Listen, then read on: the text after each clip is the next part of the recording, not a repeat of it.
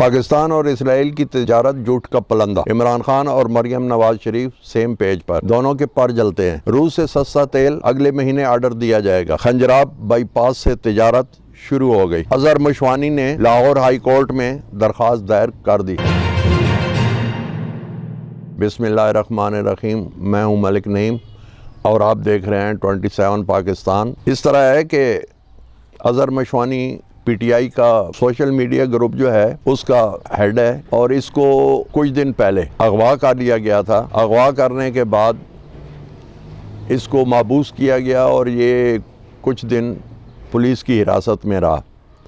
उसने Lahore high court में दरख्वास्त देते हुए कहा है कि लाहौर के इलाके टाउनशिप से मैं जब गाड़ी पे जा रहा था तो एक पुलिस की गाड़ी जिसमें पुलिस की वर्दियों में कुछ अफराद थे और कुछ सिविल कपड़ों में थे, उन्होंने मेरी गाड़ी को रोका और रोकने के बाद उन्होंने मुझे गाड़ी में बैठाया, मेरे हाथ बांध दिए और उसके बाद उन्होंने क्या किया कि मेरी आंखों पर पट्टी बांध दी। मुझे वो नामालूम मकाम पर ले गए और 5-6 दिन उन्होंने मुझे वहाँ पर कैद रखा। कैद रखने के बाद वो मुझसे ये पूछते रहे कि इमरान खान से कौन कौन मुलाकात के लिए आता है, और उसके बाद इमरान खान के घर के बाहर जो लोग बैठे हुए हैं शामियानों में, तो उनका रोटी पानी का बंदोबस्त कौन करता है। तो ये सारी तफसीलात वो मुझसे लेते रहे और उन्होंने ये भी बताया कि ये मुझे पिंडी और इस्लामाबाद की तरफ भी लेकर गए, वहाँ भी रखा। तो कम से कम 5 से 6 दिन के बाद वो घर वापस आ गए और घर वापस आने के बाद उन्होंने लाहौर हाई कोर्ट से रजू कर लिया है और लाहौर हाई कोर्ट में उन्होंने दरख्वास्त दायर कर दी है कि मेरे साथ जो कुछ हुआ है उसकी इंक्वायरी की जाए। उन्होंने ये भी बताया है कि पुलिस वालों ने मुझे बताया है कि आपको डीजी FIA और राना सनाउल्लाह के कहने पर हमने गिरफ्तार किया था। अब आते हैं दूसरी खबर की तरफ। 2020 में चाइना और पाकिस्तान की खंजराब बाईपास के रास्ते जो तिजारत होती थी वो बंद हो गई थी और उसकी बड़ी वजह ये थी कि CPEC पर काम रुक चुका था, जिसकी वजह से चाइना हमसे नाराज़ था और उसने हमारे साथ तिजारत जो है वो रोक दी थी। कम से कम 1 साल हो गया है शहबाज शरीफ को हुकूमत में आए हुए।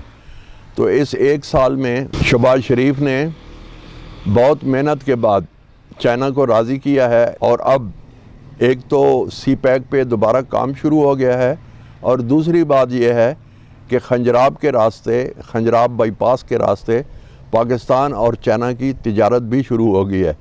वैसे सच्ची बात तो यह है कि पाकिस्तान के पास है क्या जो चाइना को देगा, लेकिन कम से कम यह है कि चाइना से अब माल पाकिस्तान को आएगा जो कि यहाँ सस्ते दामों बिकता है।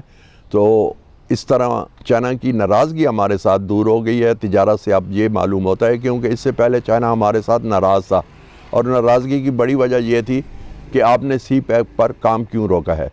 तो शहबाज शरीफ ने CPEC पर भी काम दोबारा शुरू कर दिया है और साथ साथ तिजारत जो कि खंजराब के रास्ते पाकिस्तान और चाइना की हो रही है वो भी शुरू हो चुकी है। अब आते हैं सस्ते तेल के मुतालिक।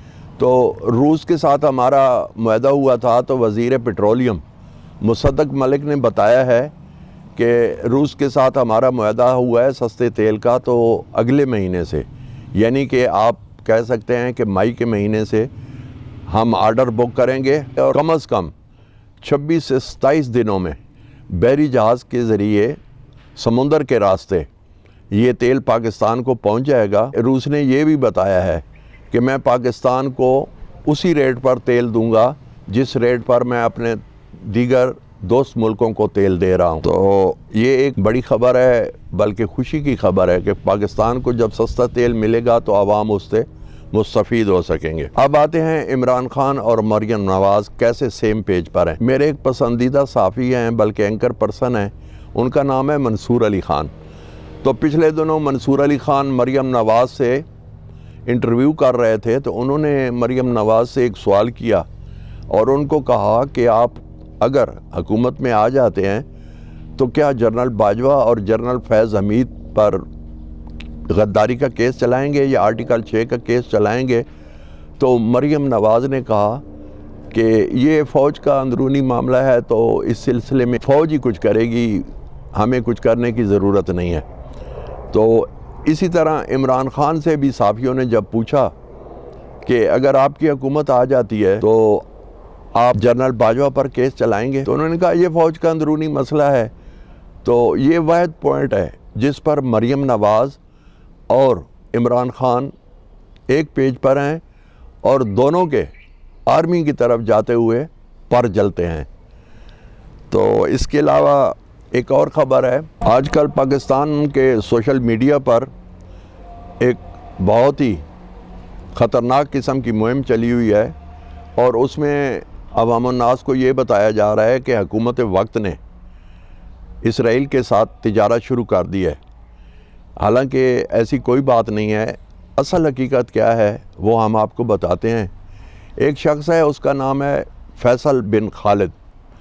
उसने पाकिस्तान से ड्राई फ्रूट ख़रीदा है और ड्राई फ्रूट ख़रीदने के बाद वो उस ड्राई फ्रूट को UAE ले गया है। UAE या यूनाइटेड अरब इमारात, वहाँ ले गया है। वहाँ ले जाने के बाद उसने UAE से वो सामान इसराइल को बेच दिया है। अब उसने उसमें कोई मुनाफा देखा होगा या जो भी है, ये उसका एक ज़ाती फ़ेल है। किसका ज़ाती फ़ेल है? फैसल बिन खालिद का। अब इसकी मैं एक मिसाल आपको ये दूंगा कि आप अगर दुकानदार हैं और आपसे एक शख्स कोई चीज़ ख़रीदता है और चीज़ ख़रीदने के बाद आपने तो उसको चीज़ दी है, अब वो आपके जाकर दुश्मन को दे देता है या आपके दोस्त को दे देता है, ये तो उस पर मुनासिर है ना। तो इस तरह पाकिस्तान की हुकूमत में का इसमें कोई किरदार नहीं है।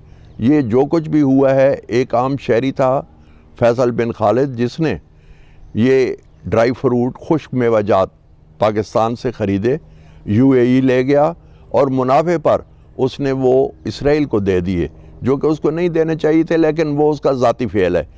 तो उसमें यह है कि हुकूमत पाकिस्तान का इसमें कोई नहीं है, लेकिन सोशल मीडिया पर बहुत बड़ा ट्रेंड चल रहा है कि हुकूमत गद्दारी कर रही है और हुकूमत जो है वो इसराइल के साथ ट्रेडिंग कर रही है। तो ऐसी कोई बात नहीं है। हुकूमत ने ये बात क्लियर कर दी है और ये तमाम तफसीलात बता दी हैं कि ये एक शख्स का ज़ाती फ़ेल है। तो आखिरी शेर के साथ ख़त्म करते हैं। तबीयत की नाजुक मिजाजी के हाथों हम अक्सर अपनों में रहे अजनबी की तरह। अगले व्लॉग तक इजाज़त दीजिए। अल्लाह हाफ़िज़।